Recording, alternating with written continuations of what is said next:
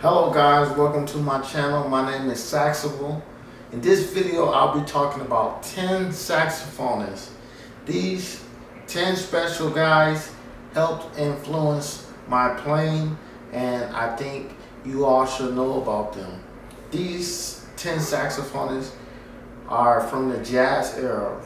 Many of these guys are from the 1930s, 1940s and up.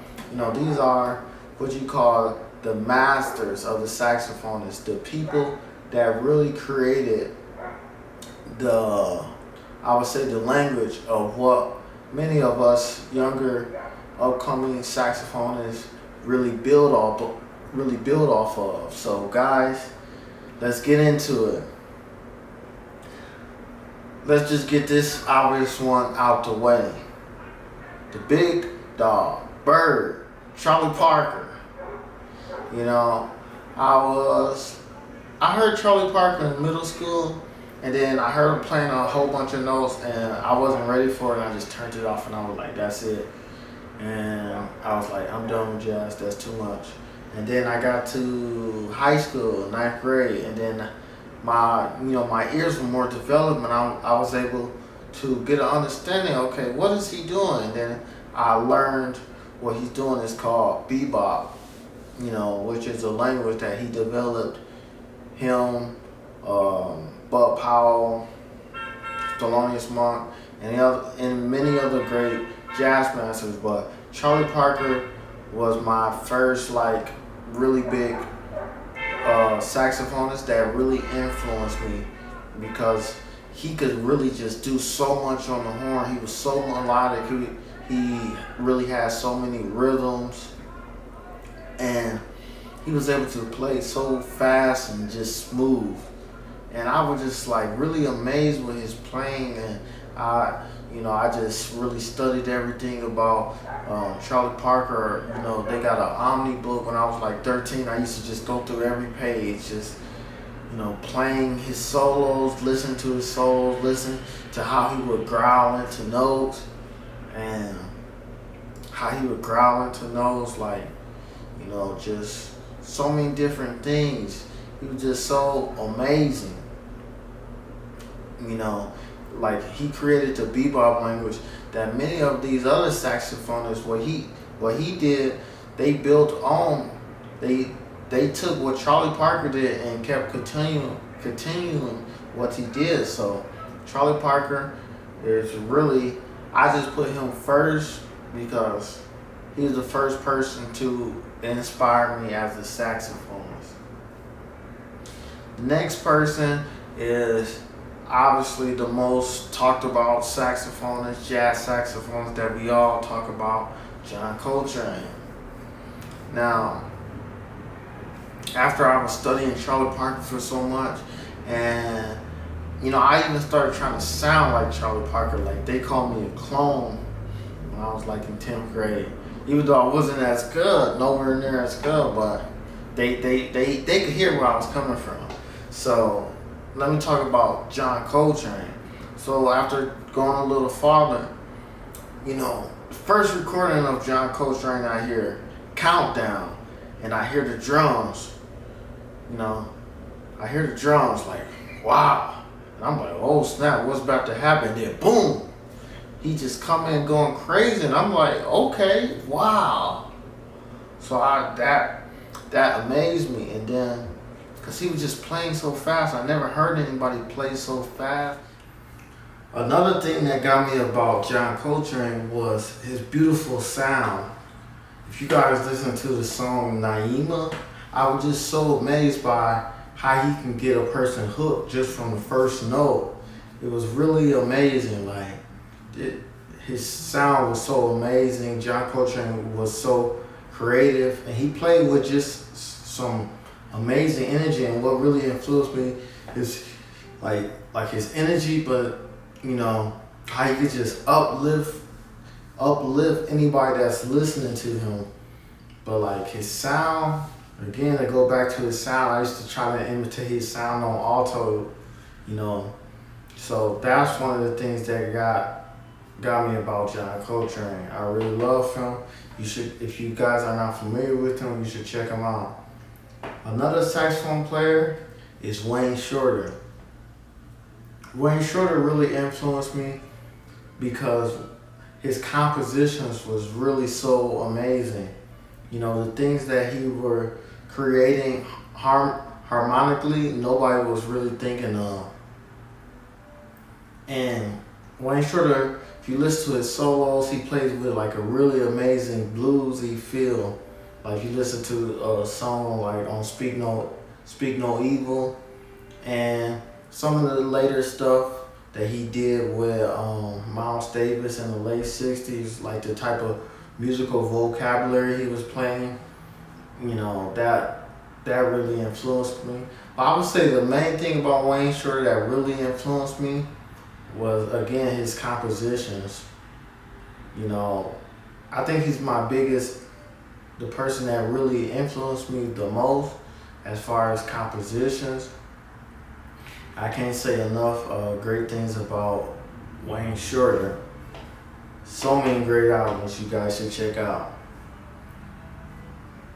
I'm trying to check my list. Okay, let's go back to the 1930s.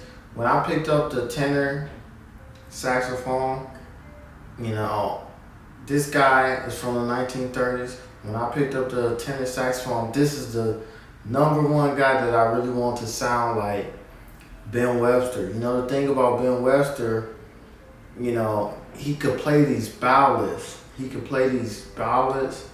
And he has such a bluesy feel to him.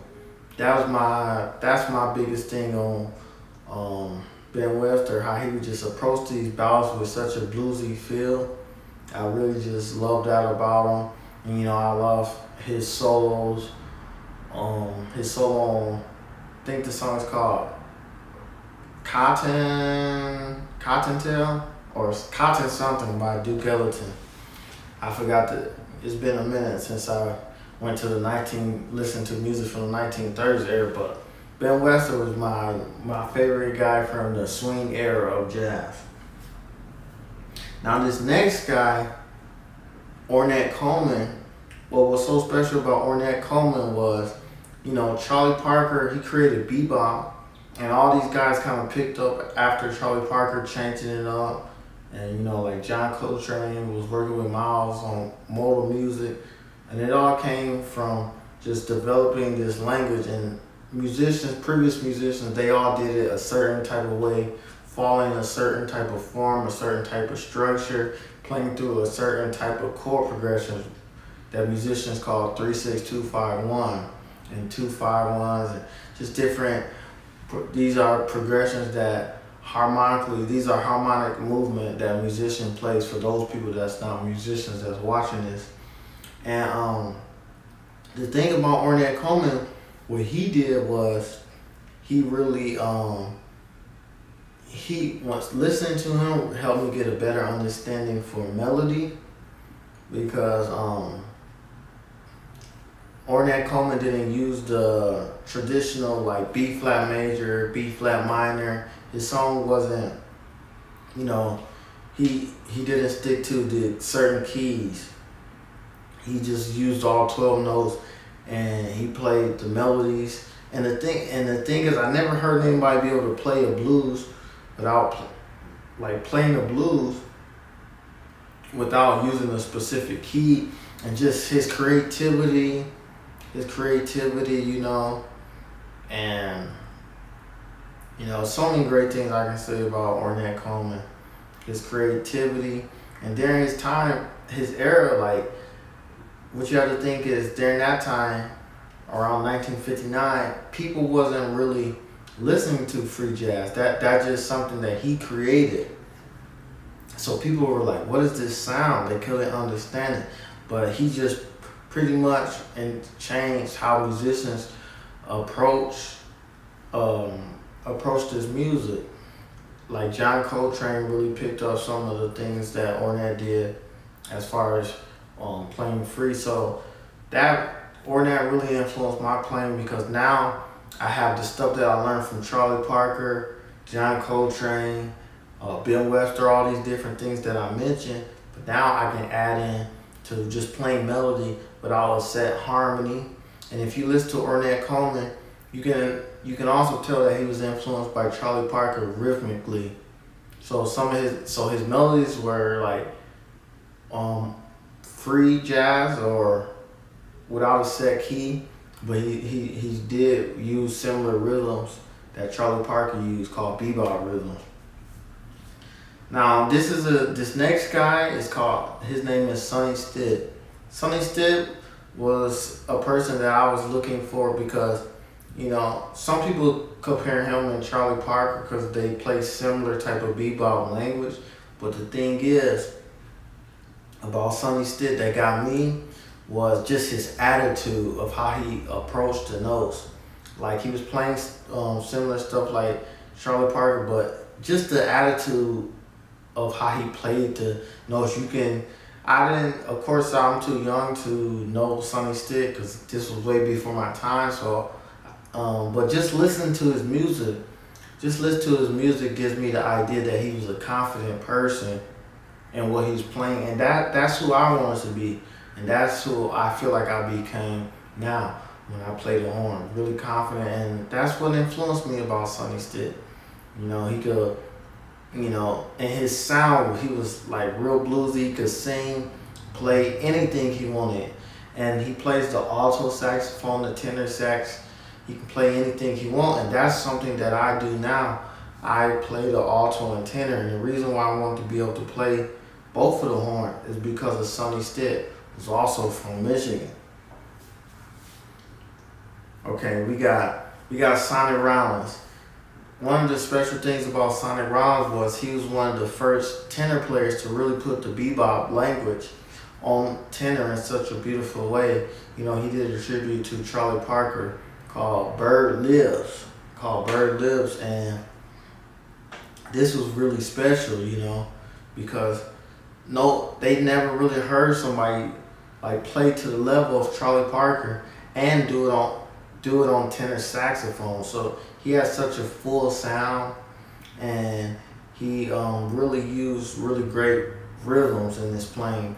He was really big, known for using motifs.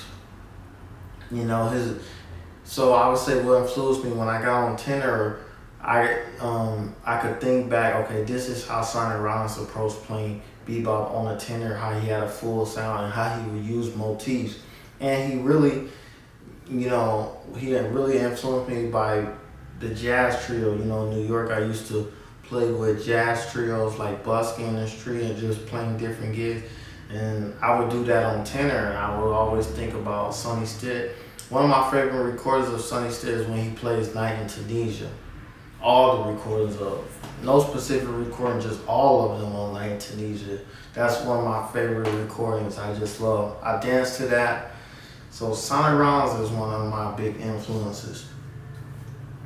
Now this next guy, Joe Henderson, he's another guy that influenced me, my music from composition standpoint, like Wayne Shorter. Joe Henderson was really doing not rhythms, but harmonies and rhythm that people wasn't doing, But like his harmony, he, using more modal harmonies, and then having the band use rhythms on the melodies, of the heads of the melodies, So, and then he had his own unique approach, his language to how he approached his music. He's somebody that really influenced me. Joe Henderson. He has popular songs like Record Me where he infused Latin music. So guys, definitely check out Joe Henderson. And I'm going to talk about Dexter Gordon. Dexter Gordon, he really went through all the eras of jazz. That's why I think every saxophone player should listen to, because you can hear Dexter Gordon in the swing era and the bebop era and so on. And one of the things that influenced me about Dexter Gordon was his perfect timing. Perfect how he phrased. His phrasing was so beautiful. Dexter Gordon. Another saxophone player that influenced me was another guy that's known from the free jazz era is Albert Ayler. What influenced me about Albert Ayler, sorry. What influenced me about him was his vibrato. He would use this really big vibrato, and he would play with so much spirit, like John Coltrane, but like a different type of spirit. You could really tell that he was searching for freedom. So these are some of my guys that really influenced me. I'm gonna name them off. We got Charlie Parker, Wayne Shorter, John Coltrane, Ben Webster, Ornette Coleman, Sonny Stitt, Sonny Rollins, Joe Henderson, Albert Ayler, and there's some other saxophone players that I'm not mentioning, but these are my top 10 saxophonists. If you guys enjoyed this video, if you guys enjoyed this content, hit the subscribe button, hit the like button, and share this video with people, and hope you guys check out some of my other content. Thank you for watching this video, and it's been a pleasure discussing some of these things with you. Thank y'all so much.